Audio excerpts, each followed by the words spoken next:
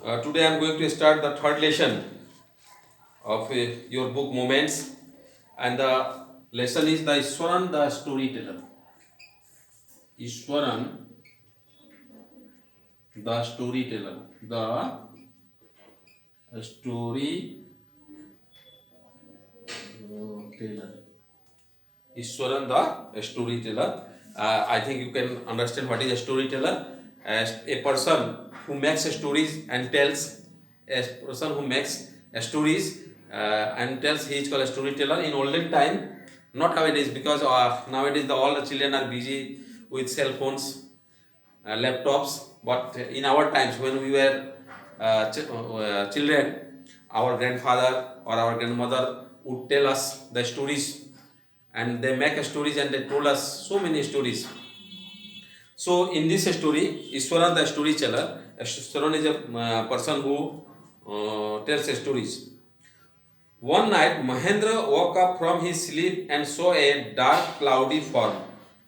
One night, Mahendra, maybe a character of this story, he woke up and he saw a dark, cloudy form. You know what? Something like cloudy and dark. He saw just suppose that you are going to somewhere at night, and it is dark night. Suppose you see something trembling in the air or something moving here and there. It may be fearful to you. You can think that it is something ghostly things. So just like this, he saw a thing, a dark cloudy form. He broke out into a cold sweat. Now he began sweating. What was it a ghost? Then the author asks, was it a ghost? Now the story begins. The story was narrated to Ganesh by a young man, Mahendra by name. And this story was told to Ganesh by a young man named Mahendra. That means Mahendra told this story to Ganesh. He was a junior supervisor in a firm which higher offered on hire supervisors at various types of construction sites, factories, bridges, dams, and so on. And he was a junior supervisor in a firm, a company, maybe a construction company, and this construction company offered various types of workers, like various types of workers to the sites in where factories, bridges, and so many dams are being made. So he was supervisor in that firm. Mahendra's job was to keep an eye on the activities at the work site. And what was the work of Mahendra? Mahendra was a supervisor, so his work was to keep an eye on the activities at the work. The work is going on well or not. The workers are working in the site or not. Just this was the work of Mahendra. He had to keep moving from place to place every now and then, as ordered by the head office. That means, according to the instruction of the head office, he had to move from one place to another, from this side to that side, like that. From a coal mining area to a railway bridge construction site, from there after a few months to a chemical plant which was coming up somewhere. Look, that means he was being transferred from one place to another. Also given example, suppose he is working in a coal mining, and then after he was sent to railway bridge construction site. Also he may be might be sent to chemical plants, like that. That means wherever his company was working, and he was being sent from one place to another. That means it was a completely transferable job. He was a bachelor. He was an unmarried person. His needs were simple, and he was able to adjust himself to all kinds of old conditions, whether it was an ill equipped circuit house or a makeshift canvas tent in the middle of a stone quarry. Look, being a supervisor, he had traveled so many places. Now he had become accustomed to live in any kind of conditions, whether it was an ill-equipped circuit house, whatever a building, or it is maybe a canvas tent. Wherever he was given to stay, he was able to do that. That means he was accustomed to live in any kind of places in his working site. But one asset he had was his cook, Iswaran. But always he took his cook with him. and his name was Iswaran. The cook who made food for him, and his name was Iswaran.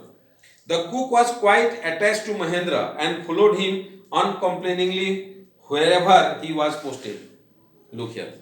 That means the cook was completely attached to Mahendra. That means he liked to work for Mahendra, and he also accompanied Mahendra wherever he was posted, wherever he was transferred. Wherever he was transferred, Iswaran would also go with him. He cooked for Mahendra, washed his clothes, and chatted away with his master at night. His work was to wash his clothes, Mahendra's clothes, to cook his food, and also chatted away at night. That means when Mahendra was alone and or at the time of rest, he would talk to him. He could weave out endless stories and anecdotes on varied subjects. He has a great quality, and the Iswaran had a very great quality that he could weave and so many stories, and he would tell the stories to Mahendra. In a few seconds, he would make a story and started telling it to Mahendra or wherever he got. Iswaran also had an amazing capacity to produce vegetables and cooking ingredients seemingly out of nowhere in the middle of a desolate landscape with no shop visible for meals around. That means Iswaran was also a very good kind of, what you can say, vegetable producer. That means wherever they were posted, he would cultivate in those places alone and would produce some vegetables, chilies, whatever he needed to cook, he could do that. He would miraculously conjure up the most delicious dishes made with fresh vegetables within an hour of arriving at the zinc shelter at the new workplace. Look, he has a quality that he was able to cook very delicious food within an hour wherever they were posted, wherever they were working. Mahendra would be up early in the morning and leave for work after breakfast. What did Mahendra do? Mahendra would he woke up early in the morning and would leave the tent, would leave the living place after breakfast, carrying some prepared food with him. That means carrying a tiffin with him for as a dinner, as lunch or whatever. He would take a tiffin with him. Meanwhile, Iswaran would tidy up the set, wash the clothes, and have a leisurely bath, pouring several buckets of water over his head, muttering a prayer all the while.